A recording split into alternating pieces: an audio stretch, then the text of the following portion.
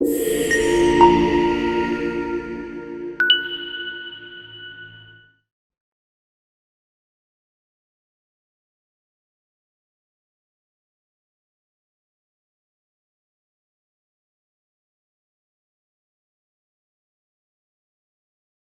ኢየሱስ ክርስቶስ ወንድማችን ነው። ልጁ በብዙ ወንድሞች መካከል በኩር እንዲሆን የሚል ክፍል አለ። ሌሎችም ክፍሎች ዕብራውያንም ሮሜንም ብናነብ መጽሐፍ ቅዱስ እንደሱ ይለናል። ስለዚህ የእግዚአብሔር ልጆች ነን፣ እሱ ደግሞ የበኩር ልጅ ነው። ስለዚህ ወንድማችን ነው። መጽሐፍ ቅዱስ ይሄንን ይላል። ግን ደግሞ እንዳልኩት የተለየ ደግሞ የእግዚአብሔር ልጅነት አለው እሱ። ስለዚህ አንዲት ክፍል ላንብብ። ዮሐንስ ወንጌል ምዕራፍ 15 ከቁጥር 14 እስከ 15 እኔ ያዘዝኳችሁን ሁሉ ብታደርጉ እናንተ ወዳጆቼ ናችሁ። ከእንግዲህ ወዲህ ባሮች አልላችሁም፣ ባሪያ ጌታ የሚያደርገውን አያውቅምና። ወዳጆች ግን ብያችኋለሁ፣ ከአባቴ የሰማሁትን ሁሉ ለእናንተ አስታውቂያችኋለሁ። እና የኢየሱስ ባሪያዎች ነን አይደለም? ይህን ክፍል ስንወስድ ለሐዋርያት ነው ያላቸው፣ ለነ ጴጥሮስ ነው ይህንን ያላቸው። ነን ወይስ አይደለም? ኢየሱስ ጌታ ነው ካልን አውቶማቲካሊ እኛ ምኖች ነን እያልን ነው?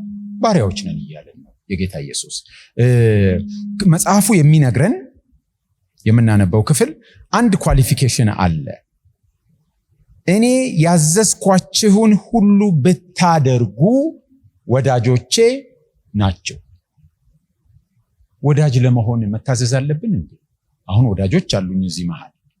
ወዳጆቼ ለመሆን እኔን መታዘዝ የለባቸው በጭራሽ።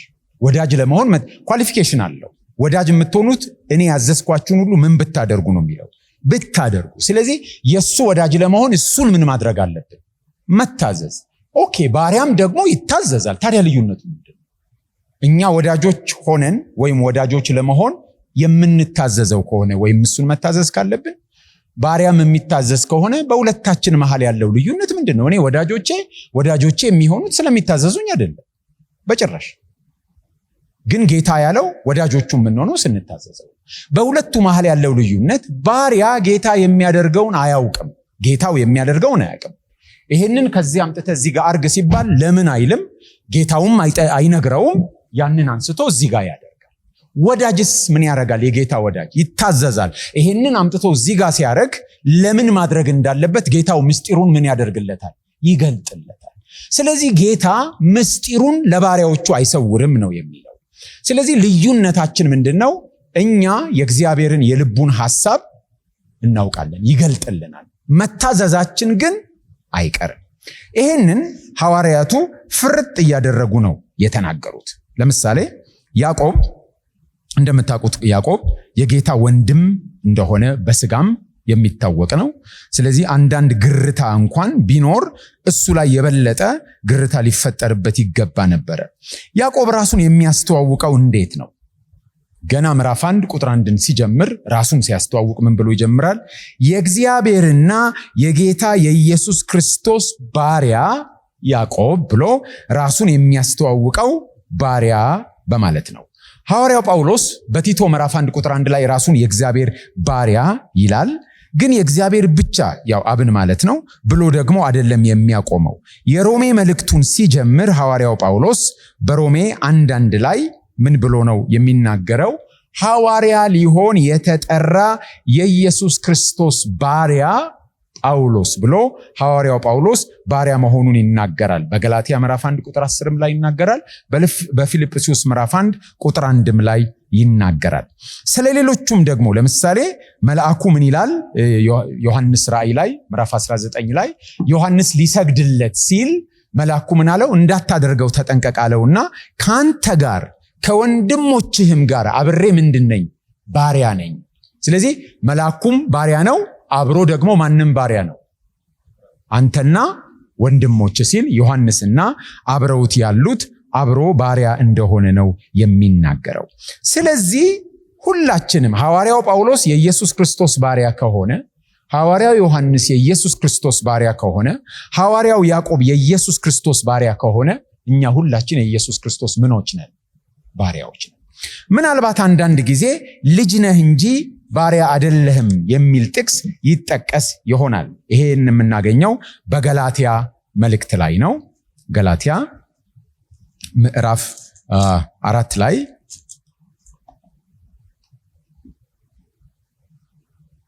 ገላትያ ምዕራፍ 4 ላይ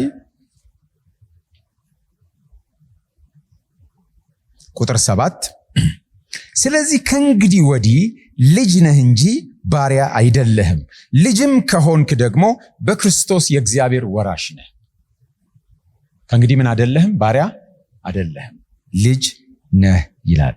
የማን ባሪያ አይደለህም ነው የሚለው ጥያቄ ተገቢ ጥያቄ።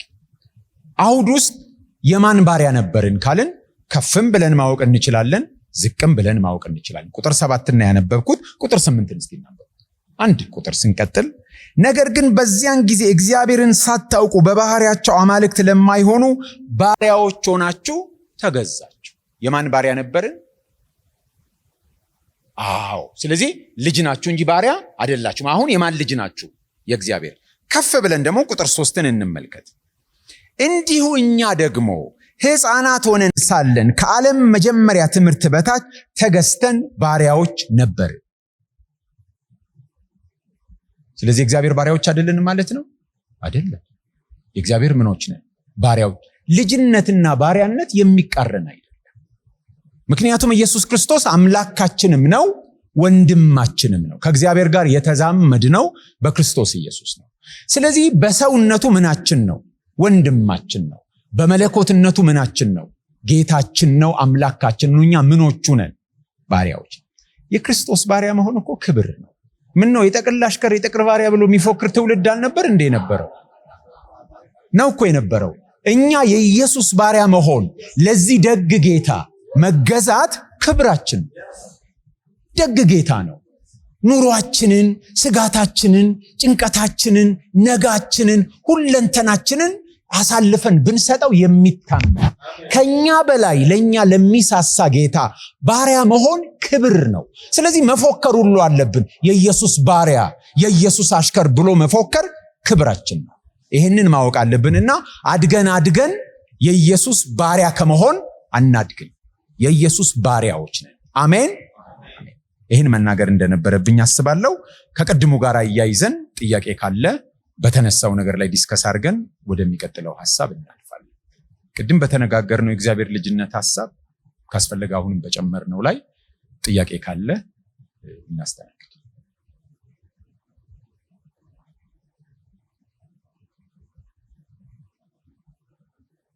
እሺ፣ ከሌለ እናልፋለን ወደሚቀጥለው። ወደ ምዕራፍ 4 ነው መሰለኝ። ምዕራፍ 4 ላይ እንሄዳለን። ሌላው በመካከላችን ክሊርሊ መነሳት ያለበት ክፍተት የእግዚአብሔር ሰው መሆን ክፍተት ነው። እግዚአብሔር ሰው ሆነ ስንል ምን ማለት እንደሆነ መጽሐፍ ቅዱሳዊውና የቤተ ክርስቲያን ነባር አስተምሮ ሐዋርያት ያስቀመጡት አስተምህሮ ምን እንደሆነ እዚህ ላይ ክሊር ፒክቸር ሊኖረን ይገባል። በነገራችን ላይ በነገረ ክርስቶስ አንድ ሆነን በሌሎች ነገሮች ብንለያይ አንድ ነን። በነገረ ክርስቶስ ተለያይተን በእልፍ ነጥቦች አንድ አይነት አቋም ቢኖረን አንድ አይደለም። ስለዚህ ማዕከላችን ክርስቶስ ነው። የክርስትና ማዕከል ፈውስ አይደለም፣ ብልጽግና አይደለም፣ ሌሎችም ነገሮች አይደሉም። ማዕከላዊ ነጥቡ ማን ነው? ክርስቶስ። እሱ ላይ ተመስርተን እንደተለያየ ሁኔታ እግዚአብሔር እንደሰጠን ሸክም ኢንፋሲስ የምንሰጥባቸው ጉዳዮች ሊኖሩ ይችላሉ። ዋናው ግን እግዚአብሔር የሰውን ልጅ ለማዳን ያደረገው እኛንም ወደሱ ያቀረበበት ራሱንም ሲገልጥ ኖሮ በመጨረሻ ደረጃ የገለጠበት ክርስቶስ ነው። ስለዚህ በክርስቶስ አስተምሮ ጉዳይ ላይ ችግር ካለ እሱ ነው መሰረታዊ ችግር። እሱ ሲስተካከል ነገሮች ትክክለኛ ፐርስፔክቲቫቸውን ይይዛሉ እና ከዚህ ጋር የሚጋጭ ነገር ካለ ኢንፋሲስ የምንሰጥበት ነገር መገረዝ አለበት። አሁን ሀገራችን ብዙ ህጎች ይወጣሉ እና አንዳንድ ህጎች ከህገ መንግስቱ ጋር ከተጋጩ ማን ነው መስተካከል ያለበት? ህገ መንግስቱ አይደለም አይደል? ያው ህገ መንግስቱ መስተካከል እንዳለበት እናውቃለን። ቢያንስ እኔ እንደሱ አስባለሁ። ግን አሁን ባለው ሁኔታ ግን ህጎች ከህገ መንግስት ጋር ሲጋጩ የሚገረዘው ማን ነው? ህግጋቱ ናቸው የሚገረዙት እንጂ ህገ መንግስቱ አይደለም። የግድ መጣጣም አለባቸው ከሕገ መንግስቱ ጋር። በትርጓሜያቸውም ይሁን በአሰራር በምንም ከሕገ መንግስቱ ጋር መጣጣም አለባቸው። ልክ እንደዚሁ ኢንፋሲስ የምናደርግባቸው የአገልግሎታችን መስኮች ከነገረ ክርስቶስ አስተምሮ ጋር ካልገጠሙ፣ ችግር ካለ ከተዛነፈ መገረዝ ያለበት የትኛው ነው? ነገረ ክርስቶስ አይደለም የሚገረዘው። ሌሎች አመለካከቶቻችን አጽንኦት የምንሰጥባቸው ትምህርቶች ምን መደረግ አለባቸው? መገረዝ አለባቸው። እግዚአብሔር ሰው ሆነ። መጽሐፍ ቅዱስ የሚነግረን በተለይ ሐዋርያው ዮሐንስ ፍርጥ አድርጎ ነው የሚናገረው። ቃል ስጋ ሆነ ብሎ ይናገራል። በጊዜው የነበረው ዓለም ዱዋሊስቲክ ዓለም ሁለት ባክግራውንዱ ሁለት እኩል ኃይል ያላቸው አምላኮች አሉ። አንደኛው መልካሙን ነው የሚያደርገው፣ አንደኛው እኩዩን ነው የሚያደርገው እና ሁለቱ አቻ ናቸው ብሎ ከማመን ነው የሚጀምረው። ከዛ ይሄ ነገር ወዴት እየቀጠለ ይመጣል? ስጋ የሆነ ማቴሪያል የሆነ ቁሳዊ ነገር በሙሉ ምንድን ነው? እርኩስ ነው። ማቴሪያላዊ ያልሆነ ኢማቴሪያል ቁሳዊ የሆነ ነገር ምንድን ነው? ቅዱስ ነው ብለው ያምናሉ። ስለዚህ እግዚአብሔር ሰው ሆነ ማለት የሚታይ የሚዳሰስ የሚጨበጥ ለነሱ ዘግናኝ ሐሳብ ነው። ምክንያቱም ቁስ ምንድን ነው? ማቴሪያል ማለት ነው። ቁስል እርኩስ ነው ለነሱ። ዮሐንስ ይለይላችሁ በሚል ቋንቋ ቃል ምን ሆነ ይላል? ስጋ ሆነ። ቃል ሰው ሆነ ማለቱ ነው። ምክንያቱም ተሆል መጽሐፍ ቅዱስን ስናነበው እሱን ነው የምናገኘው። ዮሐንስም እሱን እያለ ነው። ገጽ 121 ላይ ስጋ የሚለው ወይም ሳርክስ የሚለው ቃል መጽሐፍ ቅዱስ ውስጥ ብዙ ትርጓሜዎች አሉት። ብዙ አንድ አይደለም። እንደምናውቀው ይሄ ቦዲውን ብቻውን ማለት ሊሆን ይችላል፣ ማቴሪያሉን። ሌሎችም ትርጉሞች አሉ። ስጋዊ የሆነ አስተሳሰብን ካርናል የሆነ ነገርን ለመግለጥ መጽሐፍ ቅዱስ ውስጥ ውሏል። ብዙ ትርጓሜዎች አሉት ቃሉ። በዚህ አውድ ግን ዮሐንስ 1:14 እና ሌሎች ክፍሎች ላይ ግን ቃል ስጋ ሆነ ሲል ሙሉ ሰው ሆነ ማለቱ ነው። ይሄንን የሚደግፉ በዚሁ ኮንቴክስት መተርጎም ያለባቸው ክፍሎችን ከማቴዎስም ከማርቆስም ከሌሎችም የመጽሐፍ ቅዱስ ክፍሎች ከመልእክቶችም ከዮሐንስም ከራሱ ዮሐንስ 1:14 ላይ የጻፈልን ዮሐንስ 17ም ላይ ይሄንኑ ቃል ተጠቅመው ስጋ ይላል። ስጋ የሚለው ቃል በነዚህ ኮንቴክስት ውስጥ ሙሉ ሰውን ነው የሚያመለክተው። the whole person ነው የሚያመለክተው። ለምሳሌ ማቴዎስ 24:22 እነዚያ ቀኖች ባያጥሩ ኖሮ አንድም ሰው ለማለት ግሪክኛው ስጋ ነው የሚለው፣ ግን እኛ ስንተረጉም እንደምታውቁት ከአንድ ቋንቋ ወደ ሌላ ቋንቋ ሲሄድ በዛ ቋንቋ ኮንቴክስት ውስጥ ነው የሚተረጎመው። ለኛ ምን ተብሎ ቀረበልን? ስጋ ለባሽ እየተባለ ነው የተረጎመው። ግሪክኛ ቼክ ማድረግ ትችላላችሁ ሁላችሁም። ገጽ 121 ላይ የቀረቡ ጥቅሶች በሙሉ ገጽ 122ም ላይ አንድ ጥቅስ አለ፣ ሌሎችም አሉ። በትክክል ቃሉ የሚለው ስጋ ነው። ኮንቴክስቱ ግን ምንድን ነው? ሰው ነው። ለምሳሌ ሐዋርያ ሥራ ላይ የተጠቀሰ ኢዩኤል ላይ የተጻፈ በዕብራይስጡም ስጋ ነው የሚለው፣ በግሪክኛው ዕብራይስጥ ያልኩት ኢዩኤል ላይ ነው። አዲስ ኪዳን ላይ መንፈሴን በስጋ ሁሉ ላይ አፈሳለሁ ነው የሚለው። ዕብራይስጡም እንደሱ ነው የሚለው፣ ግሪክኛውም የሚለው እንደሱ። ግን በስጋ ላይ ነው እንዴ መንፈሱ የፈሰሰው? አይደለም። the whole person ነው አይደል? ሰው ነው። በሰው ሁሉ ላይ ማለት ነው፣ ባመኑት ሁሉ ላይ ማለት ነው። ስንተረጉም ኮንቴክስት የሚያስፈልገው ለዚህ ነው እንጂ በሰው ሁሉ ላይ ነው እንዴ መንፈሱን ሲያፈሰሰው? አይደለም አይደል? በምን ላይ ነው ያፈሰሰው? በአማኞች ላይ አይደል? ይሄን ካልወሰድን ኮንቴክስት በጣም ማተር ያደርጋል። ቃላቱ ሳይሆኑ ኮንቴክስት። አለበለዚያ ወንድ የሴት ራስ ነው ተብሏል ብላችሁ የሴት ሁሉ ራስ እንደሆናችሁ መቼም አታስቡ አይደል? ታስባለህ እንዴ? እናስ ክፍሉ የሚለው ወንድ የሴት ራስ ነው የሚለው። እኔ የአንድ ሴት ራስ ነኝ እንጂ የሴት ሁሉ ራስ አይደለም። ክፍሉ ግን ወንድ የሴት ራስ ነው የሚለው። ስለዚህ ኮንቴክስት ማተር አይደል? ኮንቴክስቱን ወስደን ወንድ የሴት ራስ ነው ማለት ባል የሚስት ራስ ነው ማለት ነው እንጂ አደራችሁን ወንድሞች። አሁን ቃል ስጋ ሆነ ስንል ሰው ሆነ ማለታችን። በተለይ ወንጌላውያን ክርስቲያኖች ኢንጄኔራል ጠቅላላውን ይሄ ነገር ላይ ትንሽ ፕሮብሌም እንዳለብን አስባለሁ። ጠቅላላውን ማለት ነው። አንዳንዴ ስናስረዳ የምናስረዳው ሶፍትዌሩ አምላክ ሆኖ ሃርድዌሩ ሰው የሆነ ነው የምናስረዳው ኢየሱስ። ገብቷቸዋል? ሃርድዌሩ ምንድን ነው? ሰው ነው፣ ስጋ አለው። ሶፍትዌሩ ግን ምንድን ነው? አምላክ ነው ብለን ነው የምናስበው። ያው ሁላችሁም እያልኩ አይደለም፣ ግን እንደዚህ አይነት ቴንደንሲ በመካከላችን አለ። ኢየሱስ ክርስቶስ ሙሉ ሰው ነው የሆነ ፍጹም ሰው የሚለው ቃል ብዙ ጊዜ ያው ቃላት ከዘመን ወደ ዘመን ቋንቋ ያድጋል፣ ያረጃል፣ ይሞታል፣ አዲስ ይመጣል አይደል? ኢቮልቭ ሲያደርግ ብዙ ትርጉሞች ይቀየራል። ለምሳሌ ሙስና የሚል ቃል አሁን የምናውቅበት ኮንቴክስት እና የመጀመሪያው አንድ አይደለም። ሙስና ምን ማለት ነው? ነባሩ ቋንቋ ውበት ማለት ነው። ታውቃላችሁ፣ ቁንጅና ማለት ነው ውበት። ሙስና ማለት ውበት ማለት ነው። ዜጋ ማለት ድሃ ማለት ነው። ድሃ ማለት ነው ዜጋ።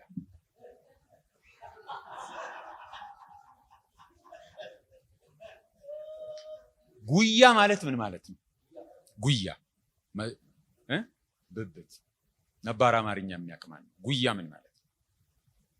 የጭን መጋጠሚያ ይሄ ነው እንጂ እዚህ አይደለም። እና በጉያዬ ምናምን ሲሉ አንዳንድ ሰዎች አንዳንዴ ብዙ ነገር ወደ አእምሮ ይመጣል።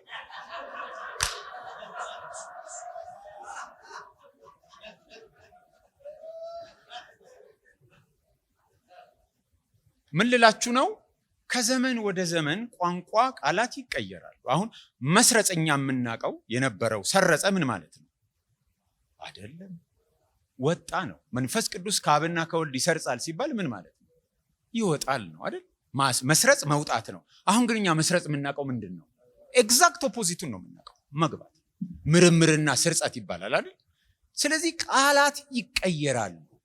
ስለዚህ ድሮ የነበራቸውን መልእክት ይዘው ስለማይመጡ ለዚህ ነው መሰረቱን ሳንለቅ ለዘመናችን በሚሆን ቋንቋ ማብራራት የምንገደደው። ይቀየራሉ ቃላት። ለምሳሌ አሁን የኦርቶዶክሳውያን ክርስቶሎጂ ተዋህዶ ነው አይደል የሚለው? ትክክል ነው። የነበረውን ሐሳብ በደንብ የሚያንጸባርቅ ነው። አሁን ግን እኛ ተዋህዶ ሲባል ምንድነው የሚገባል? አንድ ነገር ተዋህደ ሲባል ወይም ሁለት ነገሮች ተዋህዱ ሲባል የሚገባን ምንድን ነው? ተቀላቀለ ነው። ግን እነሱ እያለው ያሉት ተቀላቀለ ነው አይደለም። ኦርቶዶክስ ባክግራውንድ ያላችሁ ሁሉ ታውቃላችሁ አይደለም። ግን ምንድነው ችግር የፈጠረው? እኛ አሁን የሚገባን ተዋህደ ሲባል በቃ ኮንቴምፖራሪ የሆነው ትርጓሜ እሱ ስለሆነ ነው። ይህንን የማነሳው ለምንድን ነው? ፍጹም ሰው ፍጹም አምላክ እንልና ኢንዲቪጁዋሊ ሳውራ ሰዎች የሚገባቸው ፍጹም ሰው ማለት ፐርፌክት እንከን የሌለው ኃጢአት የሌለበት አድርገው ነው የሚረዱ። ኦፍኮርስ ኢየሱስ ክርስቶስ ኃጢአት የሌለበት ነው። ግን ፍጹም ሰው የሚለው ትርጉም እሱ አይደለም። ምን ማለት ነው? ፉሊ ሂውመን ማለት ነው። ከሰውነት ምንም ያልጎደለው ምሉ ሰው ማለት ነው። ምሉ ሰው እንጂ ፐርፌክት ማን ለማለት ሳይሆን ፉሊ ሂውማን ለማለት ነው። ስለዚህ የሰው ሁለንተና አለው ማለት ነው።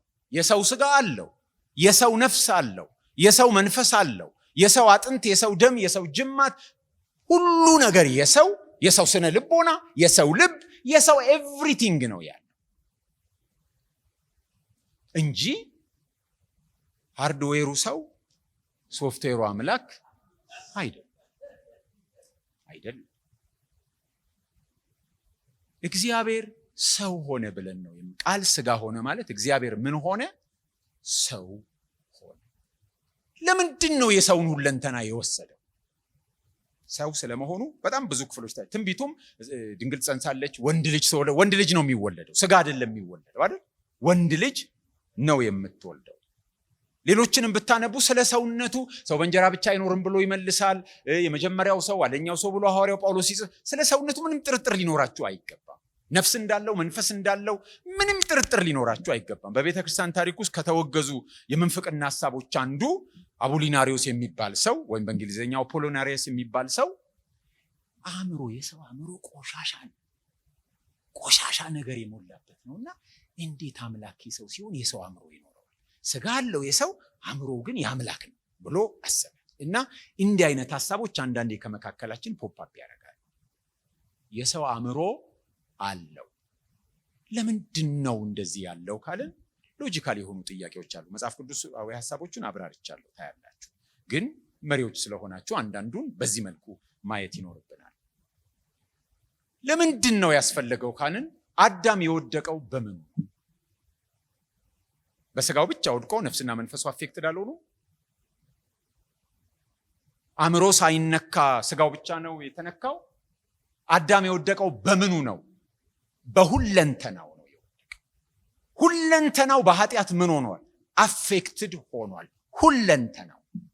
ይህንን የስጋዊ ሞት ብለን ልናመጣ እንችላለን፣ መንፈሳዊ ሞት ብለን ልናመጣ እንችላለን። ግን የአዳም ሁለንተና በኃጢአት ምን ሆኗል? አፌክትድ ሆኗል። ስለዚህ አዳም ከፊሉ ከሆነ አፌክትድ የሆነው ከፊል ሁለንተናው፣ እግዚአብሔርም ሰው ሲሆን የሰውን ከፊል ነገር ቢወስድ በቂ ነው። ግን አዳም የወደቀው በምኑ ነው? በሁለንተናው የወደቀው። ስለዚህ ያንን ሁለንተና ለመዋጀት እግዚአብሔር ሰው ሲሆን የሰውን ምንድን ነው የወሰደው? ሁለንተና ነው የወሰደው። የሰውን አእምሮ ካልወሰደ አእምሮአችን አልተዋጀም ማለት ነው። የሰውን መንፈስ ካልወሰደ መንፈሳችን አልተዋጀም፣ ዳግመኛ አልተወለደም፣ ሪጄኔሬት አልሆነም ማለት ነው። ምክንያቱም ዋጋ አልተከፈለለት። ስጋችንን ካልወሰደ ስጋችን አልተፈወሰም፣ አይፈወስም፣ ወደፊትም አይቤዥም ማለት ነው። አዳም የወደቀው በምኑ ነው? በሁለንተናው ነው የወደቀው። ስለዚህ እግዚአብሔርም ሰው ሲሆን የአዳምን ሁለንተና ሊዋጅ የአዳምን ምንድን ነው የወሰደው? ሁለንተና ነው የወሰደው። ከቤተክርስቲያን አባቶች አንዱ እንዳለው መልካሙ እረኛ የበጉን ሁለንተና እንጂ ቆዳውን ብቻ አልተሸከመም ብሎ ገልጦታል። ቆዳውን ብቻ አልተሸከመም። መልካሙ እረኛ ሰውን ሁለንተና ነው የወሰደው። ሰው ስንል ግን ሙሉ በሙሉ ሰው ሁለንተና የሰው ነው ስንል መርሳት የሌለብን ነገር ኃጢአት የለበትምን መርሳት የለብን። ኃጢአት የሌለበት መሆኑ ሰው እንዳይሆን አይከለክለውም። ምክንያቱም ሰውን ሰው ያደረገው ኃጢአት አይደለም።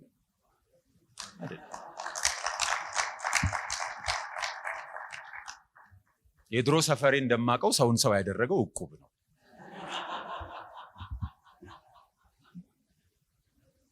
ሰውን ሰው ያደረገው ኃጢአት አይደለም። ለዚህ ሁለት ማስረጃዎች አሉ። የመጀመሪያው አዳምና ሔዋን ኃጢአት ሳይሰሩ ሰዎች ነበሩ ወይስ አልነበሩ? ሰዎች። ሰውን ሰው ያደረገው ኃጢአት ቢሆን፣ ኃጢአት የሰው ኢሴንሺያል ኔቸር ቢሆን ኖሮ ሰው ሳይሆኑ ኖረው ልክ ፍሬዋን ሲበሉ ነበር ሰው የሚሆን። ግን ሰውን ሰው ያደረገው ምን አይደለም? ኃጢአት አይደለም። ሁለተኛ ከትንሣኤ በኋላ ሁላችንም ኃጢአት አይኖርብንም። ግን ምኖች ነን? ሰዎች ነን። ስለዚህ ሰውን ሰው ያደረገው ኃጢአት ቢሆን ኖሮ ከትንሣኤ በኋላ እኛ ምኖች አንሆንም? ሰዎች አንሆንም። ኃጢአት ምንድን ነው ከተባለ የእግዚአብሔርን ውብ ዓለም የእግዚአብሔርን ፐርፌክት ዓለም የተጣባ ኮሶ ነው። የእግዚአብሔር ውብ ዓለም አለ፣ ፐርፌክት ዓለም ሽንቁር ነው። እዛ ላይ የተከሰተ ሽንቁር ነው። ኃጢአት ራሱን ችሎ የሚቆም ነገር አይደለም። ውቡን ዓለም ያበላሸ ነው ኃጢአት። እግዚአብሔር የፈጠረው ምን አይነት ዓለም ነው? ፐርፌክት ዓለም። ኃጢአት ያዛ ላይ የተጣባ ነገር ነው ማለት ነው። ጌታችን ኢየሱስ ክርስቶስ ሰው ሆኖ ሲኖር ኃጢአት የለበትም ብለናል። ኃጢአት እንደሌለበት በርካታ የመጽሐፍ ቅዱስ ክፍሎች ጸሐፊዎቹ በሙሉ ወንጌላት ጸሐፊዎች፣ እንደገና ደግሞ መልእክት የጻፉት እና ሐዋርያው ጳውሎስ ሁሉ ያነሳሉ። የዕብራውያን ጸሐፊ ያነሳል። ሁሉም ተስማምተው የሚናገሩት ሲናገሩ ጠላቶቹ ወይም ደግሞ የሱ ወዳጆች ያልሆኑ ጭምር ይህንን ይመሰክራሉ። ይሁዳ ምን አለ? ንጹሕ ደም አሳልፌ በመስጠቴ ተጸጽቻለሁ። የጲላጦስ ሚስት ምን አለች? እሱ ጻድቅ ነውና በእርሱ ላይ አንዳች አታድርግ አለች። መቶ አለቃው ምን አለ? በእውነት ይሄ ሰው ጻድቅ ሰው ነው ብሎ ተናገረ። የሱ ወገን ያልሆኑት እንኳን ጻድቅነቱን ተናግረዋል። ከመካከላችሁ ስለ ኃጢአት የሚከሰኝ ማን ነው ብሎ ሲቆም ማንም ሰው ሊከሰው አልደፈረም። በነገራችን ላይ ሐዋርያት ሲጽፉ በተለይ ወንጌል ጸሐፊዎች ከሌሎቹ የሚለዩት ውዳሴ አይደለም ያቀረቡት። ወንጌላት ላይ እኮ ለኢየሱስ ውዳሴ አታውቅም። መልእክት ሲጽፉ ያወድሳሉ አይደል? ጴጥሮስም ዮሐንስም ያወድሳሉ። ወንጌላት ግን ስለ ጀግናቸው መወድስ የቀረበበታል። እንደሱ ቢያቀርቡ ኖሮ ጌታችን እንደዚህ አይነት የማሰናከያ አለት ሆኖ አይጻፍልንም ነበር። አሲቲዝ ነው የተጻፉት። በጣም እውነተኞች ናቸው። ስለ ራሳቸው ሳይቀር በግራና በቀኝ እንቀመጥ የሚል ጥያቄ ያቀረቡ ጉዶች እንደሆኑ ሌላ ምስጢር ያየ ሰው አይደለም የነገረን፣ ራሳቸው ናቸው የነገሩ። ዶሮ ሳይጨው 3 ጊዜ እንደካዱ የነገረን ራሳቸው ጸሐፊዎቹ ናቸው የነገሩ። እሱ በሚሞትበት ዋዜማ እንደዛ ጭንቅ ውስጥ ሆኖ ትልልቅ ነገር እየነገራቸው እሱ ሲሄድ ከመካከላችን መሪ የሚሆነው ታላቅ የሚሆነው ማን ነው በሚል የታላቅነት አባዜ እንደተዋጡ በዋዜማው ማን ነው የነገረን? እነሱ ናቸው የነገረን፣ ማንም አይደለም የነገረን። ፈርተው እንደሸሹ የነገሩን እነሱ ናቸው። ብዙ ነገሩን ስታዩ የማሰናከያ የሚሆኑ ነገሮችን እንኳን የነገሩን እነሱ ናቸው። እውነተኛ ዘጋቢዎች ናቸው የጻፉት። ምንም ውዳሴ ወንጌላት ውስጥ ለጌታ ኢየሱስ ክርስቶስ አልቀረበም። የሚያውቁትን በቅርብ የሚያውቁትን ያየነውን ይላል ዮሐንስ፣ የሰማነውን እጆቻችን የዳሰሱትን እሱን ምን እንነግራችኋለን። እውነት ነው የነገሩን። ምንም ኃጢአት የለበትም። ኃጢአት ግን የለበትም ሲባል አልተፈተነም ማለት ነው። አልተፈተነም ማለት ነው ወይ? ምክንያቱም በነገር ሁሉ ተፈትኗል። ዕብራውያን 2 የመጨረሻው ቁጥር የሚነግረን ምንድን ነው? በነገር ሁሉ ተፈትኖ መከራን ስለተቀበለ ብለው ሲነግረን እሱ በነገር ሁሉ ተፈትኗል ማለት ነው። አንዳንድ ጊዜ ዕብራውያን ላይ ያለ አንድ ጥቅስ አለ። የድሮ ትርጉም ምን ይለዋል? ከኃጢአት በስተቀር እሱ በነገር ሁሉ የተፈተነ ነው ብሎ የቀረበ ክፍል አለ እና አንዳንድ ጊዜ ሰዎች ያንኑ እንዳለ ሲወስዱ ምን ብለው ያስባሉ? እሱ በኃጢአት አልተፈተነም፣ በሌሎች ነገሮች ሁሉ ነው እንጂ የተፈተነው ብለው ይናገራሉ። ቅድም እናገር እንደነበረ ቋንቋ ያድጋል፣ ይጎለብታል። ቅድም አንዳንድ ቃላት አትጠቀሙ ስል መጽሐፍ ቅዱስ ላይ አለ የምንለው ኦፍኮርስ አለ፣ ግን ቃሉ በጊዜ ብዛት ኢቮልቭ አድርጎ አንዳንዱ ፖለቲካሊ ኮሬክት አይደለም፣ ለሰው ስሜት የማይጠነቀቅ ሊሆን ይችላል። ግን ስለዚህ ሐሳቡን ቋንቋ ቀይረን እሱን ማቅረብ ይኖርብናል። ልክ እንደዛው በነገር ሁሉ የተፈተነ ነው ነገር ግን ኃጢአት አልሰራም የሚለው ክፍል ምን ማለት እንደሆነ መጽሐፍ ቅዱስ በግልጥ ያስቀምጥልናል። እሱን እናያለን። ገጽ 337 እና 338 ምን ማለት ነው? ከኃጢአት በቀር በነገር ሁሉ የተፈተነ ነው ማለት በኃጢአት አልተፈተነም ማለት ነው? እስቲ መጀመሪያ ክፍሉን በሌሎች ትርጉሞችን እናንብበውና ከዛ ሐሳብ አነሳለሁ። አዲሱ መደበኛ ትርጉም እንደዚህ ይላል 337 ላይ መጨረሻ አንቀጽ ነው። በድካማችን የማይራራልን ሊቀ ካህናት የለንምና ነገር ግን እንደኛ በማንኛውም ነገር የተፈተነ ሊቀ ካህናት አለን፣ ይሁን እንጂ ምንም ኃጢአት አልሰራም ማለት ነው። ከኃጢአት በቀር በነገር ሁሉ የተፈተነ ማለት እንዲህ ማለት ነው። የሚቀጥለው ገጽ ላይ ደግሞ አዲስ ትርጉም የሚለው የኢትዮጵያ መጽሐፍ ቅዱስ ያሳተመው ቀለል ባለ አማርኛ መጀመሪያ በ1980 ቀጥሎ በ97 ተሻሽሎ የቀረበው ነው። እንደዚህ ይላል። እኛ ያለን የካህናት አለቃ በድካማችን ሊራራልን የሚችል ነው። እርሱ በሁሉ ነገር እንደኛ ተፈተነ፣ ሆኖም ምንም ኃጢአት አልሰራም ማለት ነው። ቀጥሎ ሕያው ቃል ነው ያለው። ይህም የኛ ሊቀ ካህናት ኃጢአት ካለመስራቱ በቀር እንደኛ ሰው ሆኖ በሁሉም ነገር የተፈተነ በመሆኑ ደካማነታችንን በቀላሉ ተረድቶ ይራራልናል። የመጨረሻው አባ ሮሜ ማለት በ1879 ይመስለኛል 1870 ምናምን ውስጥ የነበረ እንዲላል ከድካማችን ጋር ይራራ ዘንድ ይልና በሁሉ ነገር እንደኛ የተፈተነ ነው እንጂ ያለ ኃጢአት ከመሆኑ በቀር። ስለዚህ ከኃጢአት በቀር በነገር ሁሉ የተፈተነ ነው ማለት እነዚህ ማለት ነው። አማርኛ ትርጉሞችን ስለመረጥኩ ነው እንጂ እንግሊዝኛ ሪፈር ማድረግ የሚቀናችሁ ሰዎች እዛም ብታዩ ተመሳሳይ ነገር ነው የሚሆነው። ስለዚህ ሰው ሆነ በሁለንተናው ካልን በኋላ በነገር ሁሉ ምን አድርጓል? ተፈትኗል በኃጢአትም። ይህን ስል ምን ማለቴ እንደሆነ ላብራራ። ምን ብሎ ነው የጠየቀው? ወድቀ ብትሰግድልኝ ይህንን ሁሉ ሰጠሃለሁ ብሎ ፈተነው። ለፍጡር የመስገድ ፈተና የኃጢአት ፈተና ነው አይደለም? ነው። እኛ ኃጢአት ሲባል ይመጣልን ዝሙት ስለሆነ ነው ወደ አእምሯችን በዋናነት። ከመስቀሉ እንዲሸሽ ሲጠይቀው የመጣበት ዓላማ ነው። የእግዚአብሔርን ፈቃድ መፈጸም የመጣበት ዓላማ ነው። እግዚአብሔር ለሕይወቱ ካሰመረለት መስመር ወደኋላ የመመለስ ፈተና የኃጢአት ፈተና ነው አይደለም? ነው። ሁሉን ነገር አሳይቶት ለሾው ታምር እንዲያደርግ ሲጠይቀው የኃጢአት ፈተና ነው አይደለም? ነው። በእነዚህ ሁሉ ተፈትኗል፣ ግን ምን አልሰራም? ኃጢአት አልሰራም። ፈተናው ለዛው እንደኛ አይነት ፈተና አይደለም። እኛን በቀላሉ ሊከረብተን እንደሚችል ስለሚያውቅ ሰይጣን በትንሽ ፈተና ይጥል። በትንሽ ነው የምንፈተነው። እሱ በቀላሉ እንደማይወድቅለት ስለሚያውቅ ያለ የሌለ ኃይሉን አምጥቶ ነው የሚፈትነው።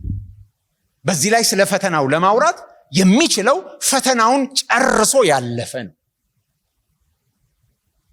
ስለ ማራቶን ከባድነት መናገር የሚችለው በ100 ሜትር ላይ ወይም በ1 ኪሎ ሜትር ላይ አቋርጦ የወጣ ነው ወይስ ማራቶኑን የጨረሰ?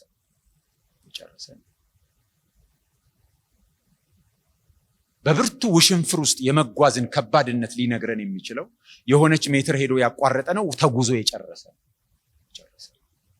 ደረጃ በእግር መውጣቱን ከባድነት የሚነግረን አንድ ፎቅ የወጣ ነው ወይስ የወጣ ነው ልል እችላለሁ፣ ግን አላልኩም። የሚነግረን የነገሩን ከባድነት የጨረሰ ነው። እሱ ፈተናውን በሙሉ ጨርሶ ያለፈ ስለሆነ ስለ ፈተናው ማውራት የሚችለው እንዲያውም እሱ ነው። ለዚህ ነው በድካማችን የሚራራልን። ለምን? እሱ በነገር ሁሉ ስለተፈተነ። በነገር ሁሉ ሲፈተን ያሸነፈው በአምላክነቱ አይደለም፣ በሰውነቱ ነው ያሸነፈው። ምክንያቱም በእኛ ቦታ ገብቶ የእኛን ፈተና ሲፈተን እኛ እንደሱ አይነት ኃይል የለንም። አምላኬ አድ ስላልሆንን እሱ ኃይል የለንም። እሱ ግን እኛን ወክሎ ፈተናችንን ተፈትኖ ዕዳችንን ከፍሎ አልፏል። ስለዚህ እሱ ስላለፈበት በድካማችን ምን ያደርጋል?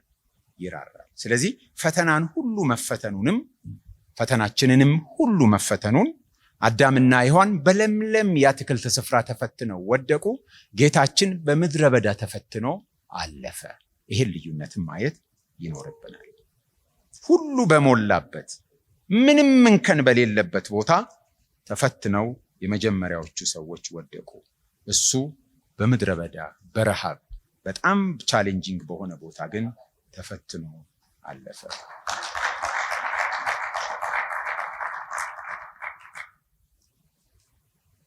ጌታችን ኢየሱስ ክርስቶስ ሰው ሲሆን እንደኛ አይነት ሰው ነው የሆነው። በእውቀትና በምን የሚያድግ ይላል ሉቃስ ሲናገር? በጥበብና በቁመት ወይም በቁመትና በሞገስ። በማንና በማን ፊት? በእግዚአብሔርና በሰው ፊት ያድግ። በሞገስ ማደግ ለምን አስፈለገ? ለምንድን ነው ወንጌላት ስለ ልጅነቱ የማይነግሩ? ዘለው 30 ዓመት ጋር ነው የሚመጡት የተጠመቀበት ቦታ ላይ። ሉቃስ 12 ዓመት ላይ ቤተ መቅደስ እንደነበረ ነግሮናል። ማቴዎስ ወደ ግብጽ መሄዱንና ምን ያህል እንደቆየ አልነገረንም፣ ግን መመለሱን ነግሮናል። ከዛ ውጪ ስለ ልጅነቱ ማንም አልነገረንም።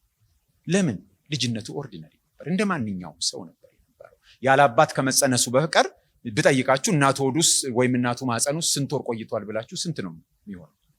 9። ምንም ያልተነገረ ምንም የተለየ ነገር የለም።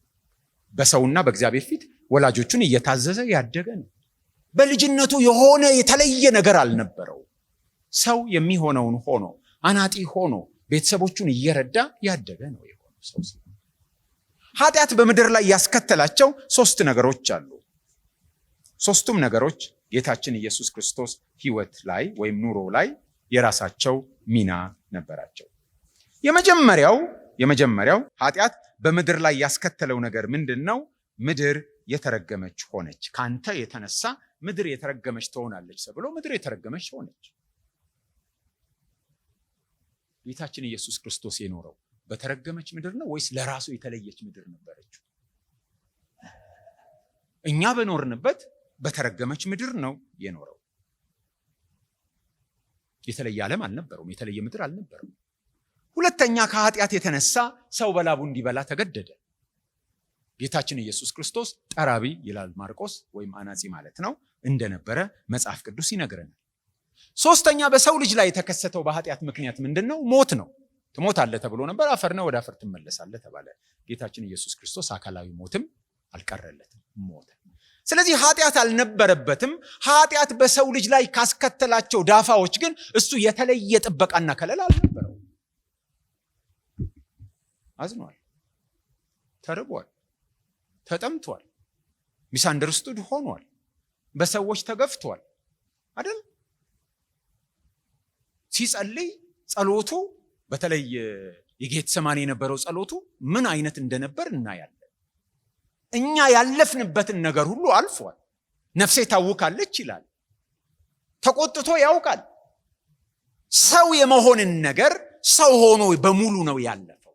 እግዚአብሔር እኮ ሰው መሆንን የሚያውቀው ባሰምሽን አይደለም።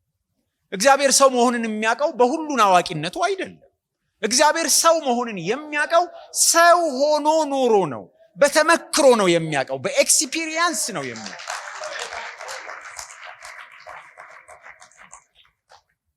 ለዚህ ነው የእግዚአብሔር ሰው መሆን የተአምራት ሁሉ ተአምር፣ የትንግርት ሁሉ ትንግርት የሆነው በእግዚአብሔር ሰው መሆን ካልተደነቅን በምንም አንደነቅ።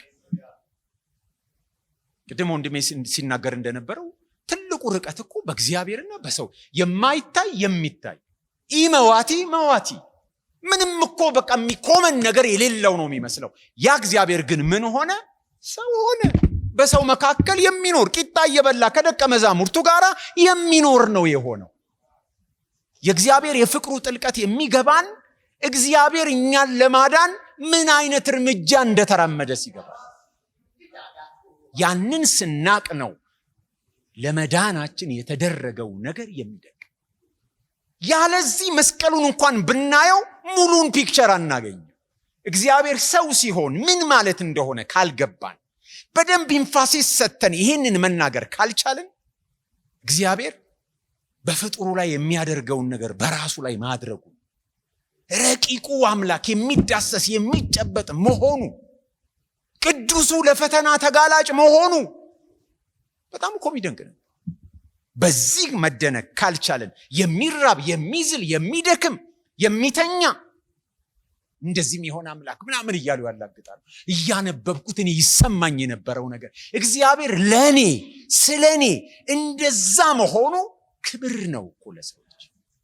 ለእኛ እግዚአብሔር ወደኛ ሌቭል መውረዱ፣ ምክንያቱም እግዚአብሔርን ዲስከቨር ልናደርግ አንችልም፣ ሪቪልድ የሚሆን አምላክ ስለሆነ ማለት ነው። እና ይሄንን በእኛ ቦታ ገብቶ የእኛን ፈተና ተፈትኖ የእኛን ኑሮ ለእኛ በተዘጋጀው ወጥመድ ውስጥ ገብቶ የእኛን ቅጣት መቀጣቱ ለዚህ ነው ኮዳችን ተከፈለ እንድንል የሚያደርገን።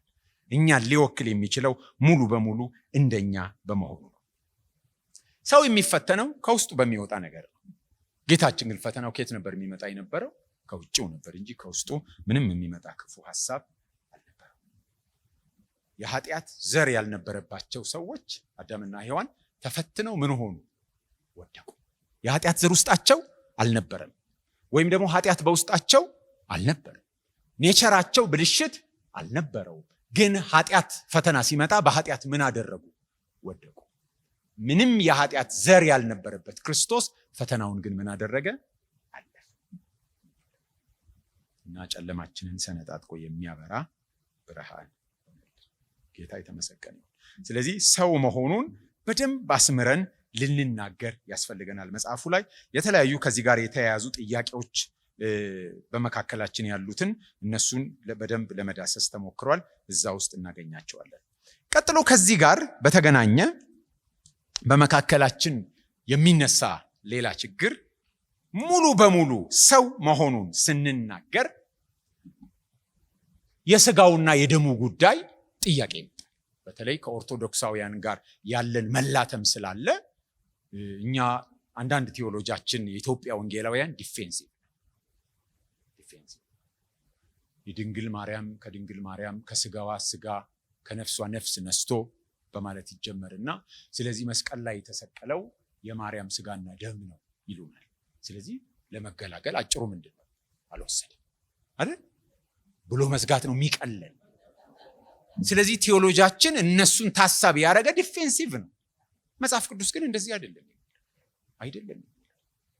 እኛ በቃ ያንን እንትን ባጭሩ ማን ሜተድ የሚባል ነበረ ስሙን የሆነ የተተበተበ ገመድ ተሰጥቶት ፍታ ሲባል በሰይፍ ቆረጠና ገላገለና እንዲህ አይነት አቋራጮች በሱ ስም ተሰይመዋል። የሰምበዲስ ራዘር ነው ምናምን የሚባል ሴይንግ አለ፣ ረሳሁት፣ ድንገት ነው አሁን ያስታወስኩት። የተተበተበ ገመድ ነው በቃ ፍታ ብለው ሲሰጡት ሰይፉን መዘዘና አንዳንድ ቴዎሎጂያችን እንደዚህ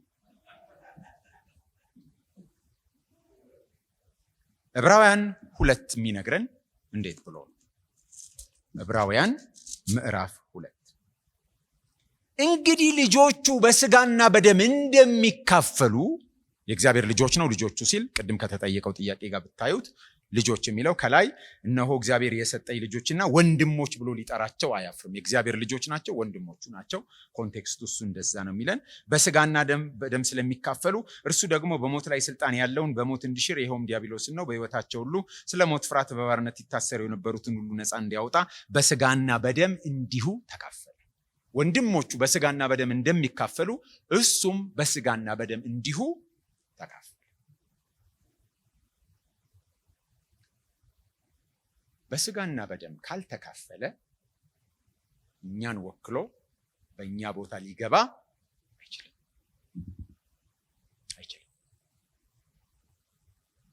መጽሐፉ የሚለው እንደሱ። አንዳንዶቻችን ከሰማይ የመጣን ስጋና ደም የምናምን ስጋን አዘጋጀህልኝ የሚል ነው። ብሉይ ኪዳን ጆሮን ነው የሚለው፣ ከዛ የተወሰደ ነው። ጆሮን ነው የሚለው ብሉይ ኪዳን። ግን ኦኬ ፎር ሴክ ኦፍ አርጊውመንት ነው ብንል አዘጋጀህልኝ ማለት ከሰማይ መጣ ማለት ነው ብሎ የተረጎመው ማለት ነው። ስጋን አዘጋጀህልኝ፣ መባንና ቁርባንን አልወደድክም፣ ስጋን አዘጋጀህልኝ ማለት ስጋ ከሰማይ ያወረድክ ማለት ነው ወይ? ነው ወይ? ለመሆኑ ኢየሱስ የሚለው ስም በአጋንንት ሁሉ ላይ በበሽታ ሁሉ ላይ ስልጣን ያለው ስሙ የሚጻፉበት ፊደላት የተለዩ ስለሆኑ ነው? ወይም ድምጸቱ ቃናው ስትሰሙት የሆነ ሙዚቃዊ ነገር ስላለው ነው? ኢየሱስ የሚለው ስም ጉልበት ያለው ማንም ስላልተሰየመበት ነው? ከዛ በፊት በጣም ብዙ ሰው ኢያሱ ማለት እኮ ነው ለነሱ የሾዋ ማለት ነው። በዛም ዘመን ነበሩ። እንዲያውም የናዝሬቱ ኢየሱስ የተባለው ከሞክሼዎቹ ለመለየት ነው። ይሁዳ ከአንድ በላይ ሲኖራችሁ ያስቆሮቱ ያይደለው እየተባለ ይቀመጣል። ለምንድን ነው ኢየሱስ ስም ጉልበት ያለው? አሁን እኛ ከአክብሮት የተነሳ ኢየሱስን አንጠቀምም። ኢየሱስን ብቻ ሳይሆን ይሁዳንም አንጠቀምም። ጴንጤ መካከል ይሁዳ የሚል ስም ብዙ አንሰማም አይደል? ክርስቲያኑ ዓለም ውስጥ ይሁዳ ብዙ አይሰማም። ኢየሱስ የሚለውም ስም አሁን በአረቦችና በላቲኖቹ ዘንድ ካልሆነ በስተቀር ከአክብሮት የተነሳ አንጠቀምም። ግን ኮመኔም ነበር የዛን ጊዜ። ኢየሱስ የሚለው ስም ጉልበት ያለው ከምኑ የተነሳ ነው? የስሙ ባለቤት ካለው ማንነት የተነሳ። ፊደላቱ አይደሉም፣ ድምጸቱ አይደለም፣ ዩኒክ የሆነ ስም ስለሆነ አይደለም። ባለቤቱ ዩኒክ ነው። እኔ ኢየሱስ የሚባል ሰው ገጥሞኝ ያውቃል። ቪክትሪ እየሰራው የሆነ ዳታ ለመውሰድ እስካሁን አስታውሰዋለሁና እኔ ደግሞ ከገቢዎች ምናምን ያው ነጋዴ ስትሆኑ ሁሌ ገቢዎች ነው የምትፈሩትና ዳታ ሲጠይቀኝ መጀመሪያ መታወቂያህን አልኩት። ሊሰጠኝ አመነታ። አውቄያለሁ እባክህ ከሀገር ውስጥ ገቢ ነው ምናምን አልኩት። አይ አይደለም እኮ አሳየ መታወቂያህን። እንዲህ ሸፍኖ ሰጠኝ። ምንድን ነው ብዬ ካላሳየኝ ዳታውን አልሰጥም አልኩትና ሲገልጠው ኢየሱስ ይላል። በጣም ነው የደነገጥኩት። እንደው ገጨመረ ህዝብ አድርገው ከፊት አልኩት።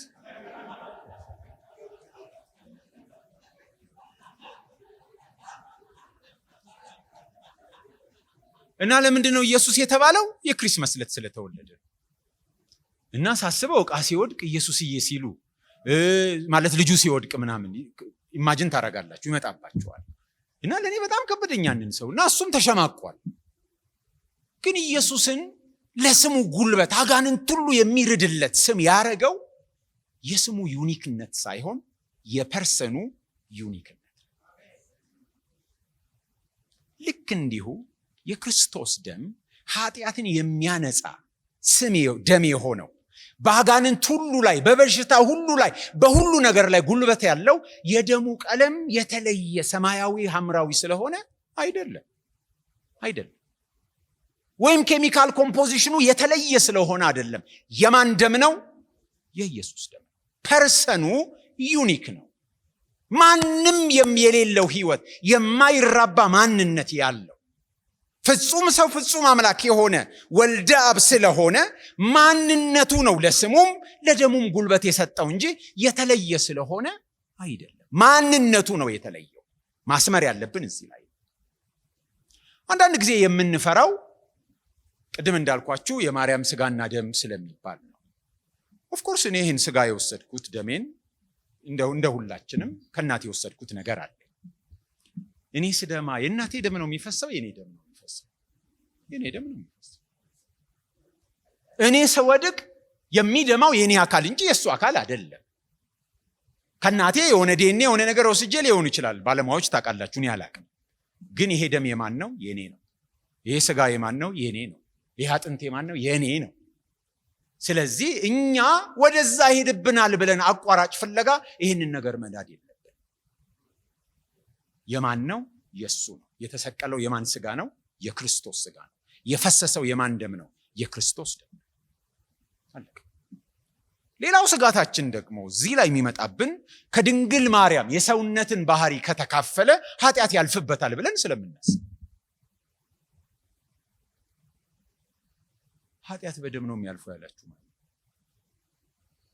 አርሾ ወስዳችሁ ብታስመርምሩ የምታገኙት ይመስላችኋል? ኃጢአት በዲኤንኤ ነው የሚያልፈው ያለው ማለት ነው። ኃጢአት እኮ ፕሪንሲፕል ነው። ከሰው የተወለደ ሁሉ ምንድን ነው? ኃጢአተኛ። አለቀ። በደም ነው የሚያልፈው፣ በትንፋሽ ነው የሚተላለፈው፣ ከናጡት ስንጠባ ነው የሚተላለፈው። ምናውቀው ነገር የለም። ኃጢአት ቢመረመር ራሱ ይኸው የሚባል ነገር አይደለም። ሰው በእግዚአብሔር ፊት ምን ሆኖ ተገኝቷል? ጎሎ ተገኝቷል። ከክብር ጎሎ ተገኝቷል። በቃ ማለት ነው እንጂ የሆነ የሚታይ የሚተላለፍ ምናምን ነገር ማለት አይደለም። እንደው ኢማጂን ለማድረግ ሊቀለን ይችላል። የሆነ ነገር ሆኗል። ለማብራራት አባቶች የተለያየ ፕሮፖዝ ያደረጓቸው ሐሳቦች አሉ። ራሴን በመጽሐፍ ቅዱስ ላይ ብቻ ገድባለሁ። ኃጢአት የለሽ መሆኑን መጽሐፍ ቅዱስ ይናገራል። እሱ ኃጢአት የለበትም የሚለውን ለማስረዳት እናቱ ኃጢአት እንደሌለባት ወደ ማስረዳት መጥተዋል። እናቱ ኃጢአት እንዳይኖርባት ደግሞ በዚሁ አካሄድ ከሄድን ወዴት መሄድ አለብን? ወደ ወላጆቿ መሄድ አለብን። እነሱ እንዳይኖርባቸው ደግሞ ወዴት መሄድ አለብን? አለበለዚያ እሷ ኃጢአት የለሽ እንድትሆን ያረጋት እንደሚነገረን የሆነ አስተዳደጓ በቤተ መቅደስ ህብስት ምናምን እየተባለ ከሆነ ያው ነገር እንዴት እሱን ሊያረገው አይችል? እሱስ በቤተ መቅደስ እያደገ ህብስት እየበላ ኃጢአት የለሽ ለምን አልሆነ? እሷ በዛ መንገድ መታ የግድ መተላለፍ አለበት? እሱ ኃጢአት የለሽ እንዴት እንደሆነ መጽሐፍ ቅዱስ አልነገረንም። ያለ ወንድ ፈቃድ እንዴት አድርጎ ሰው በድንግል ማርያም ማህፀን ውስጥ እንዳደረ መጽሐፍ ቅዱስ አይነግረንም።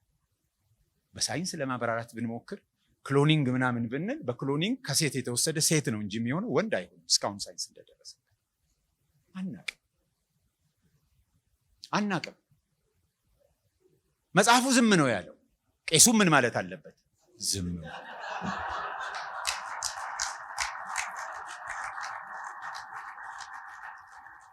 እንዴት በድንግል ማርያም ማህፀን እንዳደረ እንኳን ይሄን ታምረኛውን ሌላኛው አጥንት በእርጉዝ ሆድ እንዴት እንደሚዋደድ አታቅም ተብሏል። አናቅም። እንዴት ኃጢአት የለሽ እንደሆነ እንዴት ኃጢአት እንዳልነካው አናቅም። መንፈስ ቅዱስ ከልሏት፣ መንፈስ ቅዱስ ወስዶ ቀድሷት ይሆን ብዙ ልንል እንችላለን።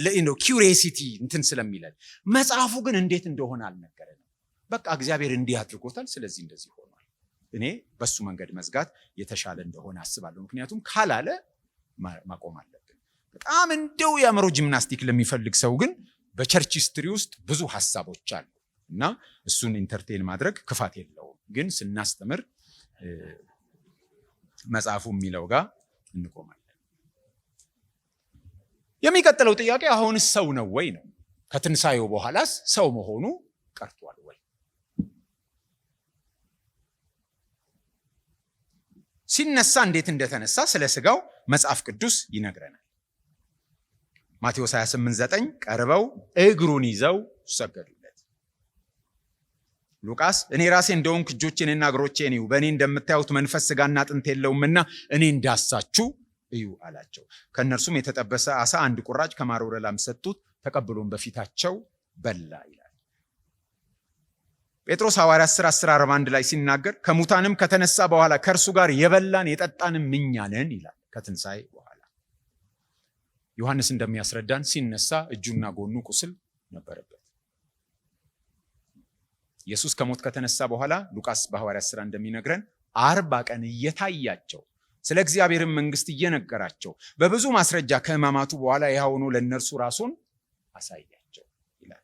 ሲሄድም ትኩር ብለው እያዩት እንዲሁ እንዳያችሁት እንዲሁ ይመጣል ተባለ።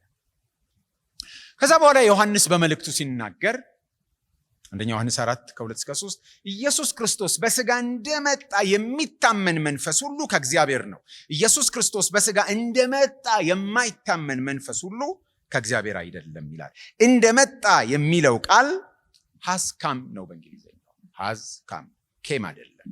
ስለዚህ አሁንም በዛው ባለበት ሁኔታ እንደሚቀጥል ገጽ 155 ላይ ማየት ትችላላችሁ። የግሪኩ ቃል አለ።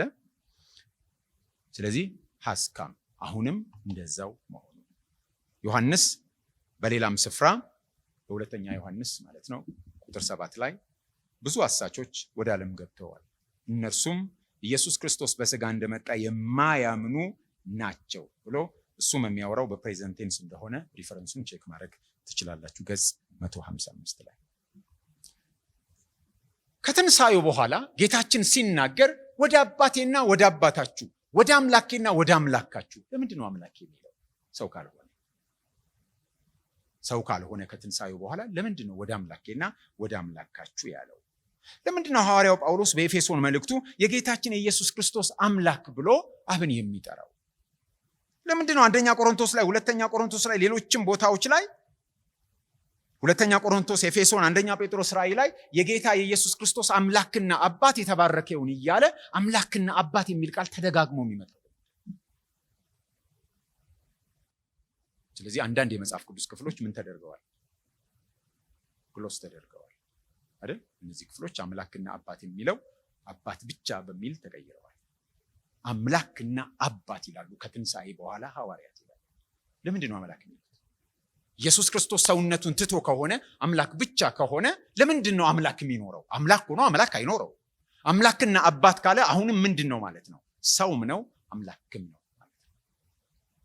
ክፍሎቹን ገጽ 156 የመጀመሪያው ፉትኖት ላይ ታገኛላችሁ። አምላክና አባት ነው። በሰውነቱ መካከል ያለው ልዩነት ከትንሳኤው በፊት ሰውነቱ የውርደት ነበር። ከትንሳኤው በኋላ ግን የከበረ ሰውነት ነው አይደል? ትንሳኤ ነው። ምክንያቱም በውርደት ይዘራል፣ በምን ይነሳል? በክብር ይነሳል። ስለዚህ ሰውነትን ስናስብ በክርስቶስ ውርደትን ብቻ እናስብ።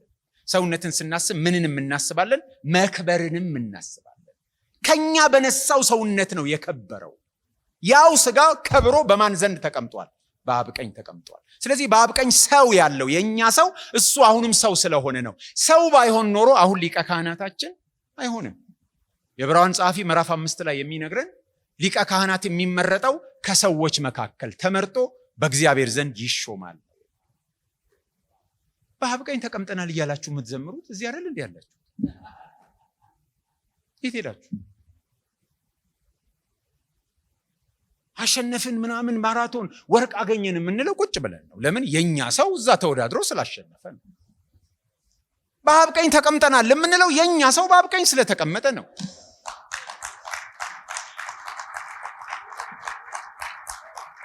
ሞትን ድል አድርገን ተነስተናል ብና በቃ የኛ ሰው ነው ያን ሁሉ ያደረገው።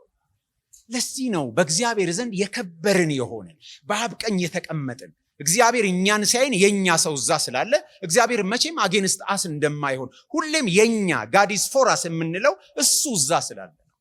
ከትንሳኤ በኋላ ሰውነቱን ከጣልን ይሄን ሁሉ ነገር ነው የምንለው። እንደ መብረቅ አንዴ ብልጭ ብሎ ድርግም የሚል ሰውነትን አይደለም የወሰደው። ከኛ በነሳው ስጋ ምን ሆኖበታል? ውርደት የማይነካው ሰው፣ እግዚአብሔር ዘንድ መቅረብ የሚችል ሰው፣ እግዚአብሔር አጠገብ መቀመጥ የሚችል ሰው። እሱ ሰው የማን ሰው ነው? የኛ ሰው፣ የኔ ሰው።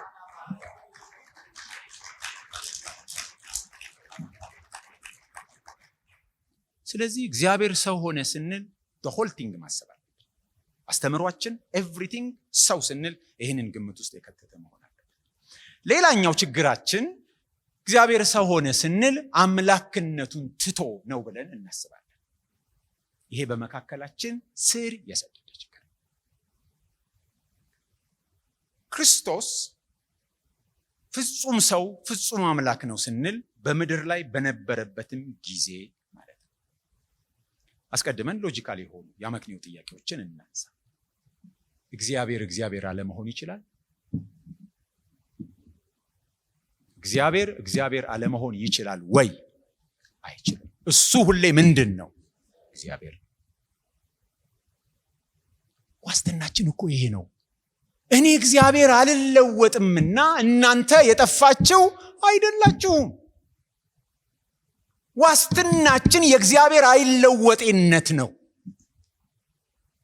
አንተ ግን ያው አንተ ነህ። እግዚአብሔር የሚለወጥ ከሆነ እኮ ምንም ዋስትና የለም። ዛሬ የወደደን እግዚአብሔር ነገ የማይወደን ሊሆን ይችላል። ዛሬ የሚራራልን ነገ የማይራራልን ሊሆን ይችላል። ዛሬ ኪዳን የሰጠን ነገ ኪዳኑን ሊቀይር ይችላል። ዋስትናችን የእግዚአብሔር ምንድን ነው? አይለወጤነት ነው። እግዚአብሔር ምን አይልም? አይለወጥም። እግዚአብሔር አለመሆን አይችልም። አይችልም የሚለው ቃል ኔጌቲቭ እንዳይመስላችሁ አይደለም። እግዚአብሔርነት እኮ ልብስ አይደለም። እንዲያውልቆ አስቀምጦት ሌላ ከዛ ሲያደርገው ተመልሶ እግዚአብሔር የሚሆን አይደለም።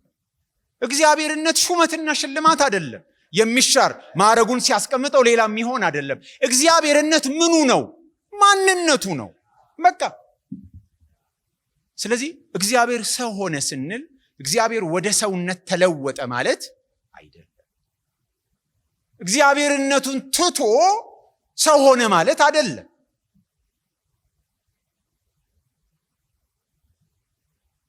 ትቶት ኖሮ የሆነ ጊዜ ብድግ የሚያደርገው እግዚአብሔርነት ዙፋን ላይ በመቀመጥና ባለመቀመጥ አይደለም። እግዚአብሔርነት ሰው በመሆንና ባለመሆን አይደለም። አለበለዚያ በስላሴ ልናምን አንችልም። በምድር ላይ ክርስቶስ ኢየሱስ አምላክ ካልነበረ ስለ ስላሴ ምን ታወራላችሁ? አብ አምላክ፣ ወልድ ሰው ነው። በምድር ላይ አምላክነቱን ከተወ እንደዛ ነው የሚሆነው። መንፈስ ቅዱስ አምላክ፣ ይሄ ስላሴ ነው። ስላሴያዊ አማኝ ልትሆኑ አትችሉም፣ ልንሆን አንችልም። ከዛ ጌታ ኢየሱስም መጥቶ አልፋና ኦሜጋ እኔ ነኝ ሊል አይችልም። እስቲ አሁን የሆነ ስትሬት ላይን ቀስት ወደዚህ ያለበት እንጠታችሁ መሃል ላይ ብሬክ አድርጋችሁ ሌላ ብታደርጉ ኮንቲኒየስ ላይን ነው ይሄ አይደለም። ከዘላለም እስከ ዘላለም እርሱ ምንድን ነው? ያው። ስለዚህ መጀመሪያ ስለ እግዚአብሔር ያለን ግንዛቤ ራሱ በዚህ ነገር መፈተሽ አለበት። ከዛ ወደ መጽሐፍ ቅዱሳችን ስንመጣ መጽሐፍ ቅዱሳችን በብዙ ረገድ ማስረጃዎችን ይሰጠናል። ምዕራፍ 6 ሰፊ ምዕራፍ ነው። እነዚህን ሁሉ ሐሳቦች ለመዳሰስ ሞክሯል። ያው ሁሉንም አሁን አድሬስ ላደርግ አልችልም፣ ግን ጥቂት ፖይንቶችን ብቻ ማንሳት ይኖርብኛል። እስቲ ገጽ 196 ላይ ያለውን ሐሳብ እሱን ላንሳ።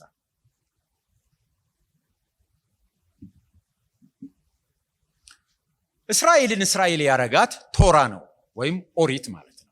ኦሪት 5ቱ መጽሐፍት እስራኤልን እስራኤል ያረጋት እሱ ነው። ቤተ መንግስቱም ቤተ ክህነቱም ቤተ ነቢያቱም የሚተዳደረው በዚህ ነው፣ በቶራ ነው የሚተዳደረው። ነቢያት እንኳን ከእግዚአብሔር ዘንድ መልእክት ቢያመጡ ከቶራው ጋር መስማማት አለበት።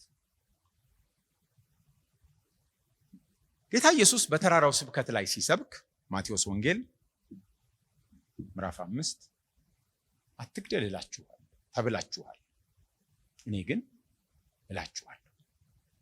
አታመንዝር እንደተባለ ሰምታችኋል፣ እኔ ግን እላችኋለሁ። ሚስቱን የሚፈታት ሁሉ የፍቺውን ጽሕፈት ይስጣት እንደተባለ ሰምታችኋል፣ እኔ ግን እላችኋለሁ እያለ አዳዲስ ነገር ነው የሚነግራቸው። ዓይን ስለ ዓይን ጥርስም ስለ ጥርስ እንደተባለ ሰምታችኋል፣ እኔ ግን እላችኋለሁ። ባልንጀራን ውደድ ጠላትን ጥላ እንደተባለ ሰምታችኋል፣ እኔ ግን እላችኋለሁ። በእስራኤል ዘንድ እንዲህ አይነት ስብከት የለም። የትኛውም የእስራኤል የቶራ መምህር ሁሌም የቀደሙትን መምህራን ኮት ያደረግና ሲወርድ ሲዋረድ የመጣውን ትራዲሽን ይዞ እነሱ ላይ ታኮ ነው የሚተረጉመው፣ ወይም ደግሞ መጽሐፍቱን አውጥቶ ነው የሚተረጉመው። ይህን መጽሐፍ ስጽፍ ጃኮብ ነስነር የሚባል አንድ የአይሁድ ሊቅ መጽሐፍ አንብቤ ያለው ራባይ ቶክስ ዊዝ ጂሰስ የሚል አሁንም በህይወት ያለ አሜሪካ ውስጥ ያለ የአይሁድ ስኮላር ነው እና ክርስቶስ ኢየሱስን ይሄን ስብከቱን የተራራውን ስብከት ነው የሚዳስሰውና በጣም በአክብሮት ነው የሚዳስሰው። በጣም የወደድኩት እንደሱ። ግን ሊቀበል ያልቻለው ኢየሱስ ክርስቶስ ምንም ኦቶሪቲ ሪፈር አያደርግም። ሙሴን ሪፈር አያደርግም። የቀደሙትን መምህራን ሪፈር አያደርግም።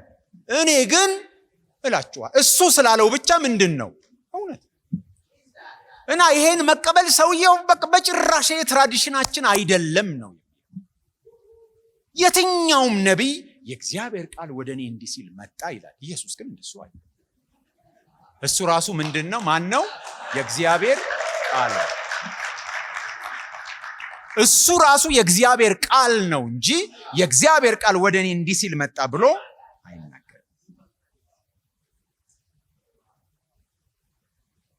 በዚህ ስፍራ ለሚዛን የቀረበው የኢየሱስ ማንነት ነው። ኢየሱስ በሕጉ የተሰጠውን ነገር ሊቀይር፣ ሊያሻሽል፣ ሊያስተካክል የሕጉ ሉዓላዊ ተርጓሚ ነው። እሱ ነው የሕጉ ሉዓላዊ ተርጓሚ። ቶራው እንዲህ ይላል ብሎ አልደመደመም። እኔ ግን እላችኋለሁ ብሎ ነው የሚናገረው። በብዙ ስፍራዎች ሲናገር እውነት እውነት እላችኋለሁ ይላል።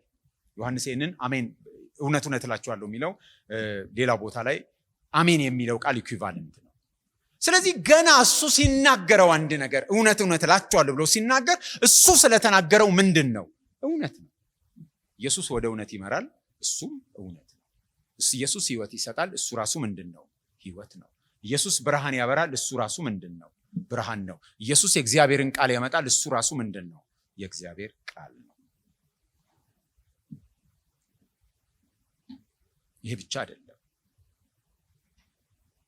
በሕጉ ላይ ያለው የበላይነት በብዙ መንገድ ነው የተገለጠው። ለምሳሌ ማቴዎስ 10 ከ35 እስከ 37 ከ10ቱ ትእዛዛት አንዱ አባትና እናትን አክብር ዕድሜህም እንዲረዝም። የተስፋ ቃል ያለው ትእዛዝ ይሄ ነው አይደል? ዕድሜህም እንዲረዝም። እራትና መብራት ካማረ አባትና እናትህን አክብር። ምን አለ እሱ? ሰውን ከአባቱ ሴት ልጅንም ከእናቷ ምራትንም ከአማቷ እለያይ ዘንድ መጥቻለሁ። ለሰውም ቤተሰቦቹ ጠላቶች ይሆኑበታል። ከእኔ ይልቅ አባቱን ወይም እናቱን የሚወድ ለእኔ ሊሆን አይገባም። በኦሪት የተጻፈው አባትና እናትህን አክብር ዕድሜ በምድር እንዲረዝም። ጌታ ኢየሱስ የሚለው ምንድን ነው? አባትና እናትህን ከእኔ ይልቅ ልትወድ አትችልም። እኔን ነው መውደድ ያለብህ። የሕጉ ሉዓላዊ ተርጓሚ ኢየሱስ ነው። ሕጉን የሰጠው እሱ ስለሆነ በማቴዎስ 12 ላይ የምናነበው በሰንበት ደቀ መዛሙርቱ እሸት እየቀጠፉ ሲበሉ ፈሪሳውያን መጡና በሰንበት እንዴት እሸት ይቀጥፋሉ ብለው ጠየቁት። እንዲህ አላቸው፣ ካህናት በሰንበት በመቅደስ ሰንበትን እንዲያረክሱ ኃጢአትም እንዳይሆንባቸው በሕጉ አላነበባችሁምን አላቸው። ምን ማለት ነው? በሰንበት ማረድ፣ በሰንበት ምንም መስራት አይፈቀድም። ካህናት ግን ቤተ መቅደስ ውስጥ ከሆኑ እግዚአብሔር እዛ ቅድስተ ቅዱሳኑ ስላለ ካህናት በሰንበት ቤተ መቅደስ ውስጥ ቢያርዱ ቢጠብሱ ከምን አይቆጠርባቸውም? ከኃጢአት አይቆጠርባቸውም። ለምን? የት ነው ያሉት? መቅደስ ውስጥ። ይሄንን ዘኍልቍ ምዕራፍ 28 ከ9 እስከ 12 ብናነበው ግልጽ ይሆናል። ስለዚህ ለምንድን ነው ደቀ መዛሙርት በሰንበት እሸት የሚቀጥፉት ሲሉት፣ ካህናት በሰንበት በመቅደስ ሰንበትን እንዲያረክሱ ማለት እንዲጥሱ ማለት ነው። ኃጢአትም እንዳይሆንባቸው በሕጉ አላነበባችሁምን? ከመቅደስ የሚበልጥ ከዚህ አለ።